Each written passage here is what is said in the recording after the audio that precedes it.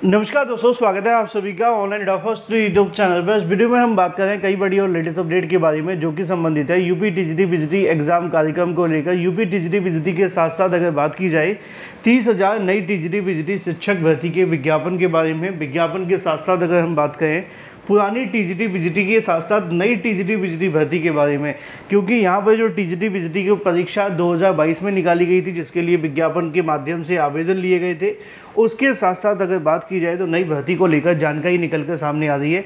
Detail में हम बात करेंगे। चैनल को सब्सक्राइब करके बेल आइकन को दबा लें और वीडियो को लाइक कर दें जिससे कि आपको रियल ऑथेंटिक जानकारी ऑनलाइन फर्स्ट यूट्यूब चैनल के माध्यम से मिलती रहे। सीधे शुरुआत करते हैं मुद्दे की और बड़ी अपडेट के साथ।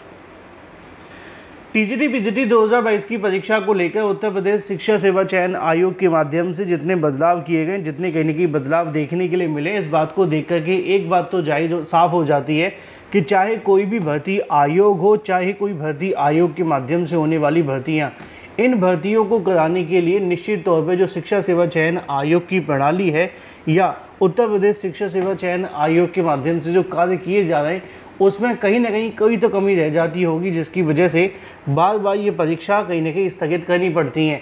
उत्तर प्रदेश शिक्षा सेवा चयन आयोग को मैंने आपको दिखाया भी था कि तकरीबन 9 बार इन्होंने परीक्षाओं को स्थगित किया है। टीजीटी पीजीटी दोनों को मिलाकर के देखा जाए तो 9 बार परीक्षा की तारीखें आयोग के माध्यम से स्थगित हुई हैं। स्थगित होने के पीछे कौन सा कारण रहा, इसके बारे में आयोग ने कभी खुल करके ना तो बताया है और ना ही इसके बारे में जानकारी दी है।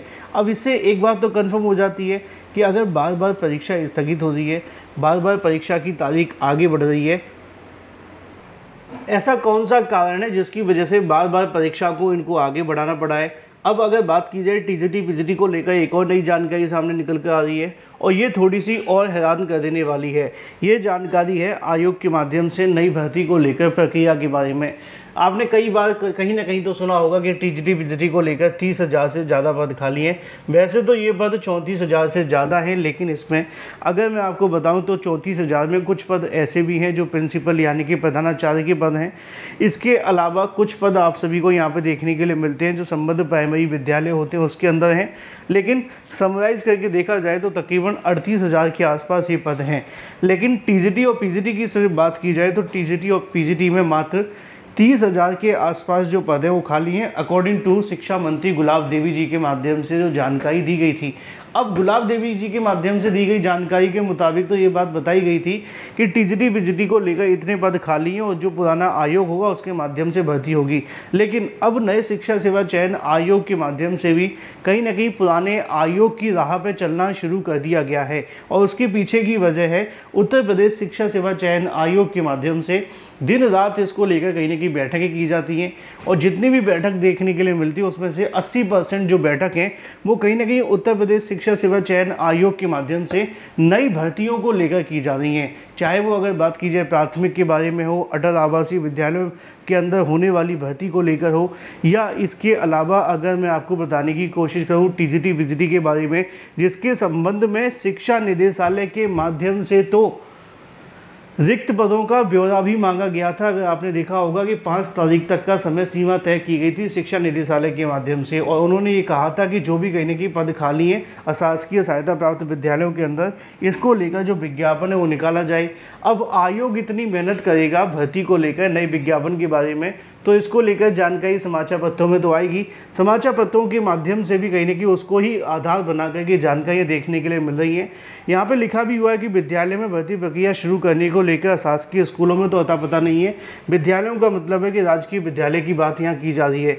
लिखा हुआ है कि प्रदेश के राजकीय विद्यालय यानी कि LT ग्रेड को लेकर शिक्षक भर्ती के लिए आवेदन लिए जा रहे हैं, लेकिन अशासकीय माध्यमिक विद्यालयों में शिक्षक भर्ती को लेकर कोई अता पता नहीं है। उसकी नई भर्ती को लेकर ये बात कर रहे हैं, लेकिन जो पुरानी भर्ती लटकी हुई है जिसके लिए 13 लाख से ज़्यादा अभ्यर्थियों ने आवेदन किए हैं, 9 बार परीक्षा की तारीख स्थगित हो गई है, उसके बारे में कोई बात करके राजी नहीं है। आगे लिखा हुआ है कि माध्यमिक शिक्षा निदेशक ने सभी जिला विद्यालय निरीक्षकों को मार्च 2026 तक के संभावित रिक्तियों को शामिल करने के लिए कहा गया था। साथ ही साथ ये कहा गया था कि ये मियाद पूरी हो जाने के साथ ही उत्तर प्रदेश शिक्षा सेवा चयन आयोग को माध्यमिक शिक्षा निदेशालय से रिक्त पदों का विवरण मिलने का इंतजार है। प्रदेश के शासकीय विद्यालयों में प्रशिक्षक यानी कि टीजीटी की अगर बात की जाए और पीजीटी की बात की जाए, तकरीबन 30,000 से ज़्यादा पद खाली हैं, लेकिन पदों की संख्या तभी स्पष्ट होगी जब माध्यमिक शिक्षा निदेशालय रिक्त पदों का विवरण आयोग को भेजेगा।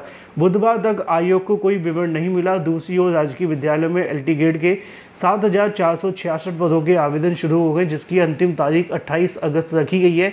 इसके साथ ही प्रवक्ता भर्ती को लेकर विज्ञापन जल्द शुरू किया जाएगा या जारी कर दिया जाएगा। लेकिन सवाल था कि एलटी ग्रेड के बाद में जो टीजीटी पीजीटी नई भर्ती होगी उसके बारे में क्या है। और अगर आपने मेरा कल का वीडियो देखा होगा तो उसमें भी मैंने आपको बताया था कि जो शिक्षा सेवा चयन आयोग है उसके माध्यम से भी जानकारी दी जा रही है कि उनकी ओर से कोशिश की जा रही है कि as soon as possible TGT PGT 2022 के साथ ही जो टीजीटी पीजीटी 2025 है उसका विज्ञापन भी जारी कर दिया जाए।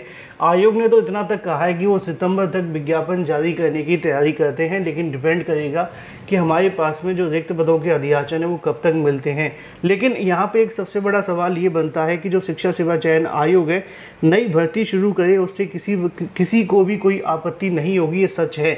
लेकिन जो पुरानी भर्ती 3 साल पहले निकाली गई थी उसकी परीक्षा होना भी बेहद आवश्यक है। कुछ लोग कहेंगे सर अब तो परीक्षा की तारीख भी जारी कर दी गई है, अक्टूबर और दिसंबर में टीजीटी पीजीटी की जो परीक्षा है वो होने जा रही है, तो अब क्या ही हो सकता है। सवाल ये नहीं है कि अक्टूबर दिसंबर में परीक्षा होने वाली है, सवाल ये है कि अगर 1% भी परीक्षा अक्टूबर दिसंबर में नहीं हुई तो फिर क्या आयोग के माध्यम से किया जाएगा, क्योंकि काम उस पर विश्वास किया जाता है जिन्होंने पहले कुछ किया हो। अभी तक उत्तर प्रदेश शिक्षा सेवा चयन आयोग की जो कार्यप्रणाली हमने देखी है, 9 बार जब वो किसी परीक्षा को स्थगित कर दें तो 10वीं बार की क्या ही गारंटी ले सकते हैं। उम्मीद तो यही है कि परीक्षा हो जाएगी, लेकिन नहीं हुई तो फिर आयोग को कहीं ना कहीं कोई डिसीजन तो लेना होगा ना, क्योंकि हर बार आयोग 1 महीने 2 महीने 3 महीने बाद की परीक्षा की तारीख जारी कर देगा, तो इससे सॉल्यूशन नहीं मिलेगा। सॉल्यूशन तभी मिलेगा जब निकाली गई पुरानी भर्ती की परीक्षा करवाई जाए। 13 लाख से ज़्यादा अभ्यर्थी आवेदन कर रहे हैं और बार बार परीक्षा की तारीख बदल रही हैं। इधर आयोग के माध्यम से नई भर्ती को लेकर भी काम शुरू कर दिया गया है, लगातार बैठकें की जा रही हैं।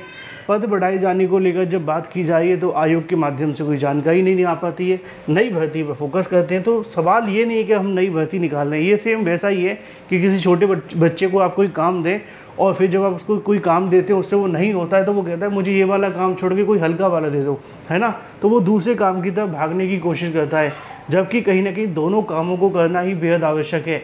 अब यहाँ पे जो चीज़ है वो आप सभी के सामने पूरे तरीके से स्पष्ट है कि टीजीटी की परीक्षा अगर पहली वाली नहीं हो पाई तो दूसरी क्या ही करा लेंगे हम।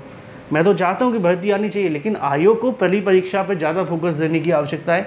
अभी तो कुछ लोग कहेंगे नवंबर अक्टूबर बहुत समय पड़ा है, लेकिन धीरे धीरे करके अगर समय निकलता है फिर आयोग कहीं ना कहीं नोटिस जारी कर देता है अपरिहार्य कारणों से परीक्षा स्थगित, और अब तक 9 बार स्थगित हो चुकी है। तो आयोग को परीक्षाओं पर फोकस करना होगा। सिर्फ विज्ञापन निकालना मकसद नहीं होना चाहिए, परीक्षा कराना मेन मोटिव होना चाहिए, तभी अभ्यर्थियों को बेनिफिट मिलेगा। आपकी राय क्या है वो महत्वपूर्ण कमेंट करके बताएं।